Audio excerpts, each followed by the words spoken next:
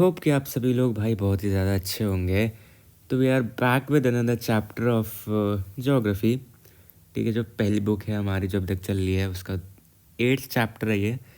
तो यार मैंने आप लोगों को बोला था कि मैं आपको मैप्स एंड ऑल करवाऊंगा, but I am really sorry. मेरे भी एक्चुअली टेस्ट चल रहे हैं, एंड चल रहे हैं मेरे, तो मैं थोड़ा सा बिजी हूँ आजकल।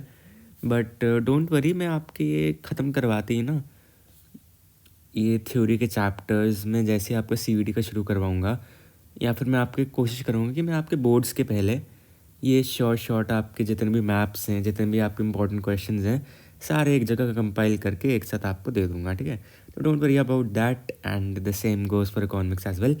तो चलो यार शुरू करते बिना किसी देरी के।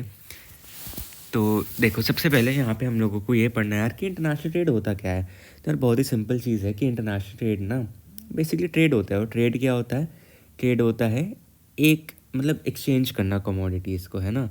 यार ट्रेड कैसे होता है? जब आप एक, मान लो आप गए शॉपकीपर पे, आपने उससे चिप्स का पैकेट मांगा, तो फिर आपने उसने आपको चिप्स का पैकेट दिया, और किस मीन्स के बदले में दिया? That is money. ठीक है, तो एक ट्रेड अगर हुआ आपका किसके बीच में?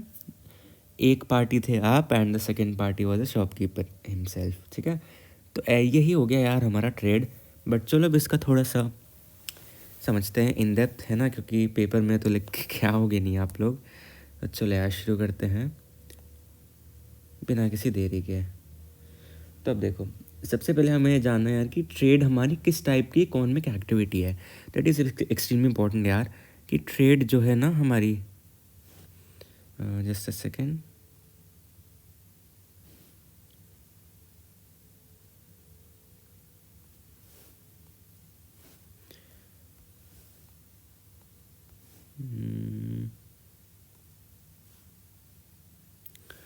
तो देखो यार, ट्रेड ना हमारी एक टाइप की टर्शरी एक्टिविटी है। ये आपको ध्यान रखना पड़ेगा, या आप अपने आंसर्स में भी लिख सकते हो।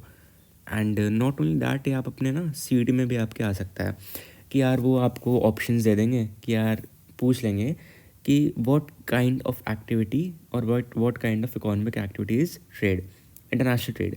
फिर एक दे देगा आपको सेकेंडरी एक्टिविटी, एक दे देगा प्राइमरी एक्टिविटी, एक दे देगा टर्शरी, और एक दे देगा बोथ ए एंड बी। तो उसका करेक्ट आंसर आपका होगा टर्शरी एक्टिविटी। ठीक है, इसका मतलब होता है यार कि एक वॉलंटरी एक्सचेंज होता है हमारा गुड्स एंड सर्विसेज का बिटवीन टू पीपल और पार्टीज़। क्या होता है इसमें हमारा? इसमें होता है हमारा exchange of goods and services between two parties. ठीक है, तो इसका बहुत ही सिंपल सा ही था ये। तो ये आपका शॉर्ट आपका सीडी में आएगा, बहुत श्योरिटी के साथ मैं कह सकता हूँ। ठीक है, तो इसको अच्छे से करना। एंड आपके बोर्ड्स में आगे से आगे वाले पोर्शन से इसके पक्का से क्वेश्चन आएंगे। ठीक है, तो अब हम लोग और आगे पढ़ते हैं इसका कि और आगे क्या है। अब देखो, अब क्या है ना, ट्रेड ना हमारा एक म्यूचुअली बेनिफिशियल है दोनों पार्टीज़ के लिए। जैसे मैंने आपको एक एग्जांपल दिया था, किसका एग्जांपल मैंने आपको दिया था? मैंने आपको भाई एग्जांपल दिया था आपको मैंने चिप्स का। ठीक है, तो अगर आप चिप्स ले रहे हो तो फिर वो क्या आपके बेनिफिट का नहीं है? ऑफ कोर्स है यार, वो आपके बेनिफिट का ही है। क्यों? क्योंकि उससे आपकी नीड सेटिस्फाई हो रही है, उससे आप सेटिस्फाई हो रहे हो। सेटिस्फाई कैसे हो रहे हो? कि यार आपका पेट भर रहा है ना। आपको मान लो क्रेविंग हो रही थी चिप्स की, तो फिर आपने चिप्स खरीदे, तो फिर आपकी नीड सेटिस्फाई हुई, आपकी वांट सेटिस्फाई हुई। और उसके बदले में फिर क्या हुआ? उसके बदले में जो शॉपकीपर था यार, उसकी अर्निंग हुई। तो फिर ये हमारा दोनों के लिए ही म्यूचुअली बेनिफिशियल था। क्या था ये? म्यूचुअली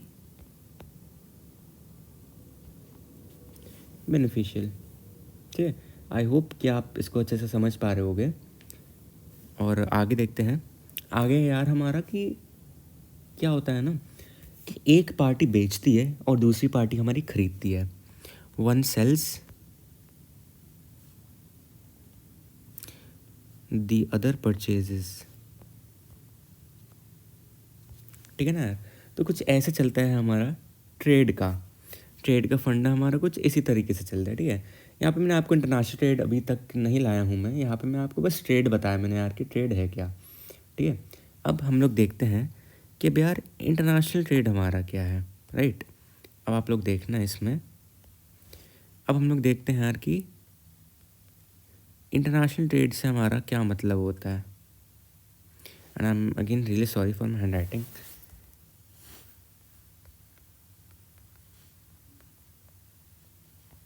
क्या होता है हमारा इंटरनेशनल ट्रेड, हमारा आखिरकार क्या होता है। तो इंटरनेशनल ट्रेड का मतलब होता है exchange of goods and services among countries. जैसे अभी मैंने आपको बस ट्रेड के बारे में बताया था, ट्रेड तो यार आपका बहुत ही सिंपल सा फंडा था जो मैंने आपको बताया था यार कि दो पार्टीज़ के बीच में अकर हो रहा है। बट यहाँ पे जो हमारी पार्टीज़ हैं वो जो है ना दो कंट्रीज़ हैं। मान लो ये इंडिया है, ये आपका ऑस्ट्रेलिया है, तो इन दोनों के बीच में ही यार mutual exchange of goods and services होता है। या फिर इसको ऑस्ट्रेलिया नहीं मानना है तो फिर इसको आप रशिया मान लो, है ना, कि यार इनके बीच में एक म्यूचुअल अंडरस्टैंडिंग है इनके बीच में कि यार ठीक है हमारा इंटरनेशनल ट्रेड होगा, और कैसे होगा, उन टर्म्स में होगा कि वो दोनों ही कंट्रीज़ के लिए बेनिफिशियल रहे। ऐसा ना हो यार कि एक कंट्री के लिए बेनिफिशियल हो और दूसरी कंट्री के लिए नॉट दैट बेनिफिशियल हो, यानी कि यार उसको कुछ फ़र्क नहीं पड़ रहा है ना, कि एक अमीर होती जा रही है और एक गरीब होती जा रही है। तो इसमें इतना था, इतना ही सिंपल था आपका कि इंटरनेशनल ट्रेड आखिरकार होता क्या है। तो अगर मैं आपको बुक की डेफिनेशन बताऊं तो फिर यार international trade which means exchange of goods and services among countries across national boundaries and national trade. तो बस यही है आपका मोर और लेस कि इंटरनेशनल ट्रेड आपका क्या है। अब आगे बढ़ते हैं हम लोग। अब हमें पढ़ने हैं यार कि हमारे फॉर्म्स कितने होते हैं, forms of exchange and trade. तो अब मैं आपको एक छोटी सी कहानी बताता हूँ। Forms of exchange and trade के आगे पे जाने के पहले मैं आपको एक छोटी सी कहानी सुनाता हूँ। तो यार पहले क्या होता था ना, पहले जो ह्यूमन बींग्स थे वो इतने एडवांस नहीं थे, उन पे इतना अंडरस्टैंडिंग नहीं थी, उन पे इतनी, मैं क्या कहूँ यार, बेसिकली यार अंडरस्टैंडिंग नहीं थी उन पे कि यार ट्रेड हो तो मतलब कैसे हो सकता है ट्रेड, है ना। अब के टाइम पे तो चलो यार इतने हम लोग एडवांस हो चुके हैं, हमारे पे गूगल पे आ गया, पेटीएम आ गया, कि यार ट्रेड हो सकता है हमारा। ट्रेड मैंने बोला है, इंटरनेशनल ट्रेड मैंने नहीं बोला है। इंटरनेशनल ट्रेड नेवर, मतलब कभी नहीं हो सकता यार। किस में नहीं हो सकता यार, गूगल पे, पेटीएम वगैरह में तो कभी भी नहीं हो सकता। तो मैं बस आपके सिंपल सा ट्रेड के बारे में बात कर रहा हूँ कि जो पहले के जो लोग थे हमारे हमारे उनको नहीं पता था यार कि कैसे एक्सचेंज हो सकती हैं चीज़ें। ना ही तो कुछ डेजिग्नेटेड करेंसी थी उस टाइम पे, है ना, कुछ करेंसी भी नहीं थी क्योंकि यार करेंसी कब आई थी, करेंसी बहुत बाद में आई थी। और क्यों आई थी बाद में, क्योंकि यार लोगों को तब तक उसकी ज़रूरत ही नहीं पड़ी थी। तो इसलिए जो हमारी करेंसी थी वो यार राजा महाराजाओं के टाइम पे बेसिकली इस्टेब्लिश हुई थी। और ये आप पढ़ोगे भी, हिस्ट्री में पढ़ोगे कि यार जो सबसे पहले स्टैंडर्डाइज्ड, या फिर मैं कहूँ यार जो करेंसी थी वो हमारी ancient kingdom of Lydia, that is modern day Turkey now. तो ये आपका आ सकता है, ये मैंने आपको शायद से इकोनॉमिक्स में भी पढ़ाया था। एंड यहाँ पे भी ये बहुत इंपॉर्टेंट है। क्या इंपॉर्टेंट है इसमें, इसमें ये इम्पॉर्टेंट है यार कि हमारे आए तो आए कब थे, है ना। First standardise official currency, first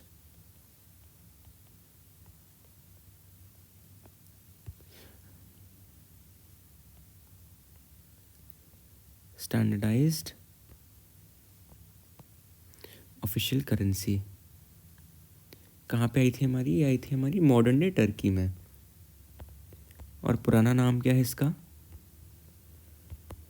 पुराना नाम है इसका लीडिया, लाइडिया, या फिर आप जैसे भी प्रोनाउंस करो इसको। तो यार पहला जो हमारा कॉइन का जो जिक्र हुआ था वो टर्की में हुआ था। बट उससे पहले क्या होता था यार कि लोग क्या करते थे, उन पर कोई सी भी यार स्टोर ऑफ वैल्यू नहीं थी बार्टर एक्सचेंज में, एक्चुअली मैं आपको बताऊँ तो। और लोग क्या करते थे कि जैसे कि फॉर एन एग्ज़ाम्पल एक बंदे को वीट चाहिए और दूसरे बंदे पे क्या है, आप मान लो दूसरे बंदे पे, मैं एक मोटा मोटा सा एग्जांपल ले रहा हूँ, आप वीट भी छोड़ दो, आप ऐसे मान लो कि यार मान लो मेरे पे ना एक घड़ी है ना, और आप पे क्या है, आप पे है मान लो मेरे पे है एनालॉग वॉच और आप पे है स्मार्ट वॉच, ठीक है। तो अब क्या हुआ यार कि आप तो बोर हो गए अपनी स्मार्ट वॉच से और मैं बोर हो गया अपनी एनालॉग वॉच से। तो मैंने आपसे क्या कहा कि यार ऐसा करते हैं कि हम दोनों ना इसको एक्सचेंज कर लेते हैं और एक्सचेंज करके हम दोनों की यार वांट सेटिस्फाई हो जाएंगी। तो फिर ऐसे हो जाता था हमारा बार्टर सिस्टम, है ना। बट यार बार्टर सिस्टम की लिमिटेशंस थी, जैसे कि यार स्टोर ऑफ वैल्यू नहीं हो पाती थी, है ना। आप किस टर्म्स में चीज़ों को बदलोगे, किन टर्म्स में आप लोग उन चीज़ों को क्या करोगे, एक्सचेंज करोगे। तो ये सब बार्टर सिस्टम में मिसिंग था, ठीक है। तो ये बार्टर सिस्टम जो था उसने ना ट्रेड को कॉम्प्लेक्स बना दिया था। ट्रेड को क्या बना दिया था बार्टर सिस्टम ने, barter system had made trade extremely complex, ठीक है। तो फिर क्या हुआ, क्या जो अर्ली टाइम्स होते थे before the introduction of paper और तो और कॉइन करेंसी, है ना। तो फिर क्या होता था यार कि रेयर ऑब्जेक्ट्स जो काफ़ी जिनकी काफ़ी हाई इंट्रेंसिक वैल्यू होती थी उनको सर्व किया जाता था एज मनी, ठीक है। क्वाइट सिंपल, ये आपको इतना आएगा नहीं, बट सीवीटी में तो बिल्कुल नहीं आएगा, बट बोर्ड्स में आ सकता है यार। बोर्ड में तो आप लिख ही देंगे इतना, तो आई एम प्रीटी श्योर, है ना। तो ऐसा आपको करना है, क्योंकि barter system is quite basic मैं कहूँ टॉपिक यार, तो इसमें ज़्यादा टाइम बिताना सही नहीं रहेगा। अब मैं आप लोगों को सीधा ले चलता हूँ किस पे,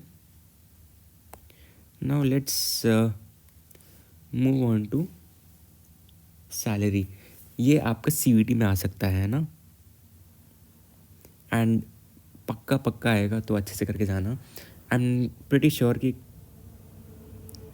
मतलब मैं कुछ कह नहीं रहा हूँ, बट हाँ, बट मोर और लेस आपको कहीं पे नहीं मिलेंगे ये, है ना। तो यार इसलिए कह रहा हूँ जो जो मैं कह रहा हूँ ना, मतलब सीईटी के पर्सपेक्टिव से इम्पॉर्टेंट है, तो प्लीज़ आप लोग उसको करके जाना अच्छे से। तो सैलरी कहाँ से आई थी हमारी, जो वर्ड है हमारा सैलरी वो एक लैटिन वर्ड से ओरिजिनेटेड है ना, originated from a Latin word.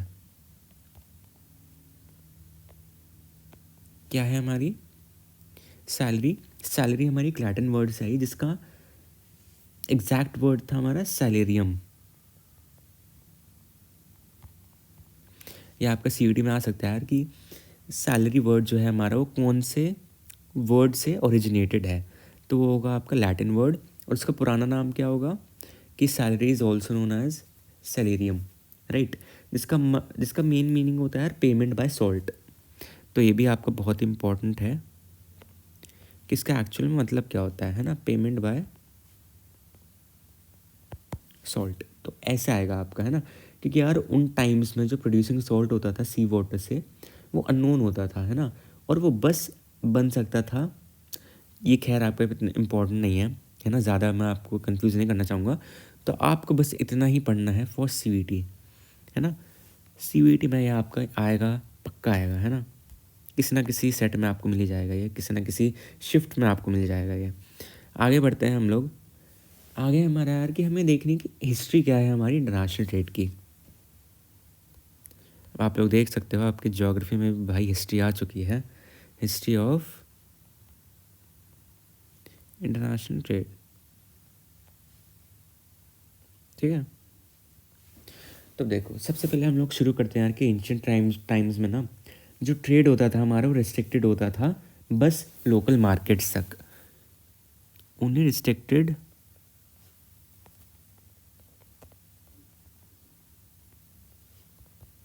To local markets. ये कहानी है छोटी सी, तो आप इसको बस से सुनते चलना कि यार क्या होता था एंशिएंट टाइम्स में जो ट्रेड था वो रिस्ट्रिक्टेड होता था बस लोकल मार्केट्स तक एज ट्रांसपोर्टिंग गुड्स, है ना। और यार लॉन्ग डिस्टेंसेस के थ्रू यार वो काफ़ी रिस्की भी हो जाता था लोगों के लिए ट्रेड को कैरी आउट करना, है ना। तो जो लोग थे हमारे वो ज़्यादातर अपना टाइम बिता देते यार रिसोर्सेज और तो और बेसिक एमिनिटी जैसे यार क्या आपका खाना हो गया, क्लोथ्स हो गए, इनका ट्रेड करने में। कैसे ट्रेड करने में, लोकल ट्रेड करने में, राइट। फिर है हमारे की जो ट्रेड होता था हमारे लग्जरी आइटम्स का, वो डेवलप होता था बस रिच पीपल के लिए जो खरीद सकते थे ज्वेलरी और तो और costly dresses for their high standard of living, है ना। तो जो हिस्ट्री है हमारे इंटरनेशनल ट्रेड का उसको हम लोग कुछ इवेंट्स के थ्रू देख सकते हैं। और कौन कौन से इवेंट्स हमारे, चलो देखते हैं एक बार। तो देखो पहला इवेंट है हमारा यार सिल्क रूट।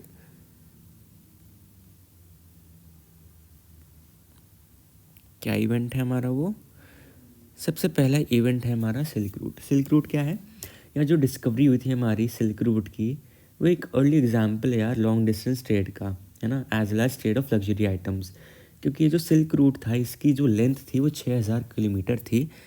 ये आपका आ सकता है सीईटी में, मैच द फॉलोइंग में पक्का आएगा। 6000 किलोमीटर जो कनेक्ट करती थी रोम टू चाइना। तो यार एक्सट्रीमली इम्पॉर्टेंट, पक्का आएगा, अच्छे से करके जाना है इसको सीईटी के पर्सपेक्टिव से, ठीक है। रोम टू चाइना। और इस रूट को वो लोग बस यूज़ करते थे चाइनीज सिल्क को ट्रांसपोर्ट करने के लिए, और तो और किसके बदले में? रोमन वूल, प्रेशियस मेटल्स और तो और अदर जो हाई वैल्यूएबल कमोडिटीज़ होती थी हमारी इमीडिएट पॉइंट्स में, जैसे कि इंडिया हो गया, पर्शिया हो गया और तो सेंट्रल एशिया हो गया, राइट। तो इसमें इसका था कि सिल्क रूट का ये जो मैंने आपको मेन बताया आपको सीईटी में पक्का आएगा। सो प्लीज़ अच्छे से करना यार, एंड डोंट वरी, मैं आपके लिए पीवाईक्यूज भी लाऊंगा अभी, बस ये हो जाए हमारा पूरा। आगे बढ़ते हैं। आगे हमारे यार की ग्रोथ ऑफ यूरोपियन कॉमर्स। क्या है? ग्रोथ ऑफ यूरोपियन कॉमर्स,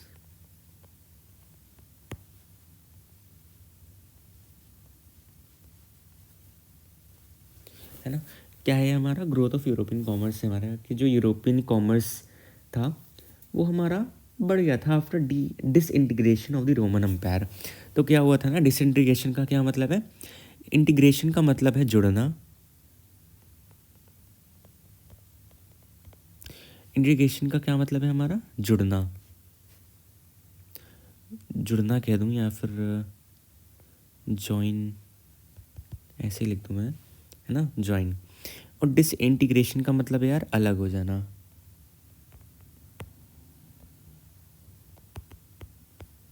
क्या है इसका? To break. तो क्या हुआ था, सिल्क रूट आपका मेन प्लेयर्स है आपके सिल्क रूट में Rome as well as China. तो अब क्या हुआ, fast forward to 13th as well as 12th century, twelfth to 13th century, है ना। या डिसइंटीग्रेशन हो गया था हमारा किसका? रोमन एम्पायर का। तो फिर अब क्या हुआ, अब हमारा ट्रेड होने लगा यूरोप और एशिया के बीच में। अब किसके बीच में ट्रेड होने लगा? यूरोप एंड एशिया के बीच में, ठीक है, यूरोप और एशिया के बीच में ये होने लगा। और तो फिर इसी के साथ ही हमारा अमेरिका भी डिस्कवर हो गया था बाय वास्को डी गामा। तो ये कुछ इंपॉर्टेंट पॉइंटर्स है जो आपको पक्का से याद रखने पड़ेंगे। 12th एंड 13th सेंचुरी याद रखना यार, कि कब आपको रोमन एम्पायर डिसइंटीग्रेट हुआ था, ठीक है। मूविंग फॉरवर्ड, अभी हमारा यार स्लेव ट्रेड क्या था? स्लेव ट्रेड आपको नाम से पता चला यार कि इसमें हमारे जो स्लेव्स होते थे उनकी ट्रेडिंग होती थी, ठीक है। तो क्या होता था यार कि 5th सेंचुरी के अराउंड जब यूरोपियन कॉमर्स हमारा एक पीक पे था, है ना, 15th सेंचुरी में हमारा ईसी से लिख दे रहे यूरोपियन कॉमर्स को, वो अपनी किस पे था यार? पीक पे था। यूरोपियन कॉमर्स क्या था अपनी यार? पीक पे था। और तो और फिर यूरोपियन कॉलोनियलिज्म भी इमर्ज हो गई। और तो और इसके साथ यार फिर हमारा ट्रेड होने लगा ऑफ एग्जॉटिक कमोडिटीज़, एक नया टाइप का एक ट्रेड भी आ गया उसी के साथ, जिसको हम लोग बोलते हैं आज के नाम पे स्लेव ट्रेड। स्लेव ट्रेड में क्या होता था यार कि स्लेव ट्रेड में जो अफ्रीकन नेटिव्स होते थे उनको पकड़ के फोर्सफुली कैप्टिव बना के ट्रांसपोर्ट कर देते थे बाय द पोर्चुगीज़। कौन कौन करता था इनको, ये आपको ध्यान रखना पड़ेगा। अफ्रीकन नेटिव्स को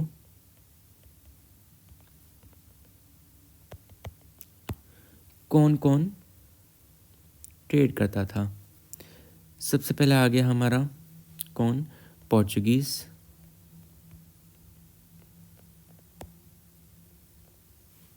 सेकंड आ गया हमारा डच। डच लोग कौन से होते हैं हमारे? देखो डच लोग होते हैं हमारे जर्मन्स। डच हो गया, स्पेनिश हो गए, ब्रिटिश हो गए, स्पेनिश हो गए, ब्रिटिश हो गए, ठीक है। तो ये सब आपको याद रखने पड़ेंगे कि हमारी कौन कौन से ऐसी नेशंस है जो ट्रेड स्लेव में काफ़ी एक्टिव थे या फिर काफ़ी ज़्यादा पार्टिसिपेटिंग थे। तो ये था हमारा कुछ छोटा सा कि कौन कौन सी हमारी ऐसी कंट्रीज़ थी। अब आगे मैं अगर आप लोगों को बताऊँ, आगे देखते हैं। यार देखो क्या हुआ था ना, फॉर मोर देन 200 ईयर्स जो स्लेव ट्रेड था हमारा, वो काफ़ी ल्यूक्रेटिव बिजनेस रहा था, काफ़ी प्रॉफिटेबल बिजनेस रहा था यूरोपियन कॉलोनीज़ के लिए, ठीक है। बट यार उसका डिक्लाइन होना शुरू हो गया काफ़ी सारी कंट्रीज़ में, लाइक इन डेनमार्क में स्लेव ट्रेड का डिक्लाइन शुरू हो गया था हमारा 1792 में, ठीक है। आपको ध्यान रखना पड़ेगा, एक्सट्रीमली इंपॉर्टेंट, सीईटी में पक्का आएगा, है ना। डेनमार्क में आपका हुआ था 1792 में। फिर आते हैं हम लोग fast forward to Great Britain.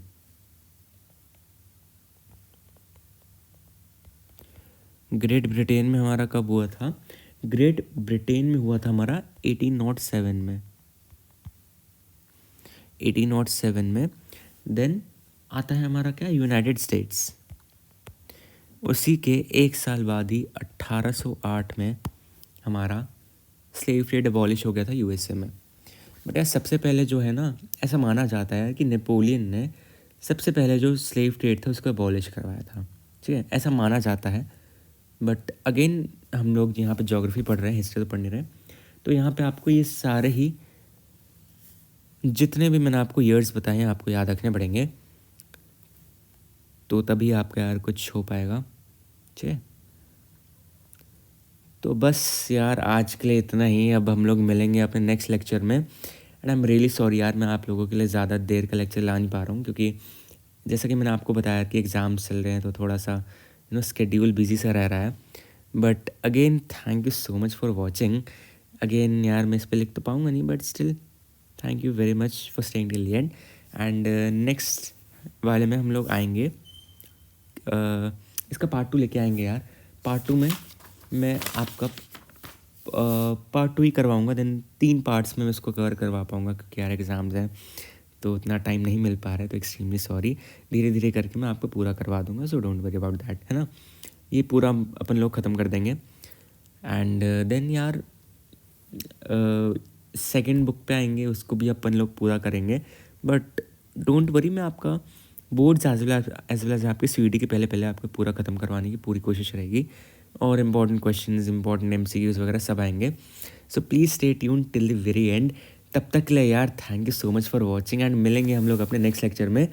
तब तक के लिए बाय बाय।